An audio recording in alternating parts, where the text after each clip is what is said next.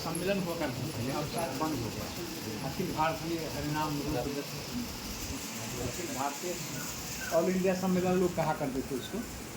तो वो श्री रूपकला घाट है वो के किनारे, रूपकला मंदिर भी है। हाँ रूपकला मंदिर, तो उन्हीं के नाम से सम्मेलन चलता था। उसके अध्यक्ष थे जानकी घाट के श्री वेदांती राम पदार्थ उस सम्मेलन के अध्यक्ष थे।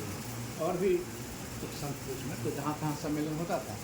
रामाजी उसमें क्या करते थे कि रामचरितमानस की 8 प्रतियाँ लेकर के, एक में मोर एक में मौरी सजा के उन्हीं को दूल्हा दुल्हन मान करके श्री रामचरितमानस के आधार पर गायन करते सब मना लेते। उस सम्मेलन में बड़े बड़े विद्वानों का प्रवचन होता था और एक उसमें विवाह उत्सव करते थे, रामचरितमानस के पारायण करके उसी के आधार से। तो उसी सम्मेलन में एक बार यहाँ हुआ बेगूसराय, तो महाराज जी भी गए थे। तो रामा जी उत्सव कर रहे थे, कहा कि भाई कोई पद गाने वाला हो तो गाओ। तो भामर का प्रसंग आया इनके मुँह से, उसी समय निकला चारों दुल्हा दे भमरिया और उसकी रचना होती गई। उसके बाद तब श्री रामा जी ने कहा कि आप इस पर और कुछ लिखिए। तो विवाह पद्धति पद के अनुसार तब से होने लगा, लिखने लग गया।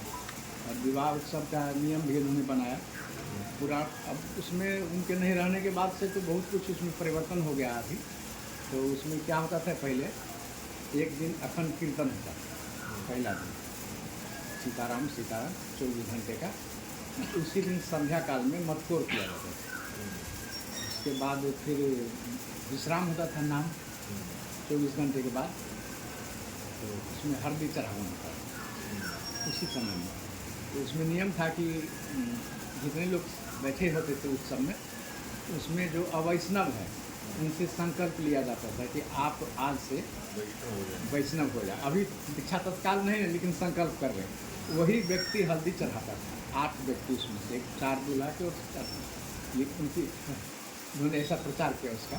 और एक पत्रिका निकलती थी उस समय, उसमें उनका नाम दिया जाता।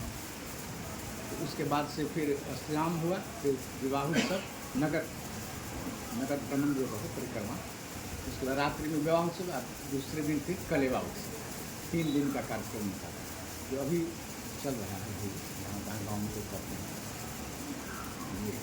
उसके बाद उसमें फिर जुड़ते गए और फिर संत। उससे पहले गोस्वामी जी का पद गीतावली में है, दूल्हा राम सिया दुल्हेरी, दूल्हा राम विवाह दुल्हेरी। हाँ सिया दुल्हेरी तो क्या है, अमीर मत पियो अमीरी। अमीरी हाँ।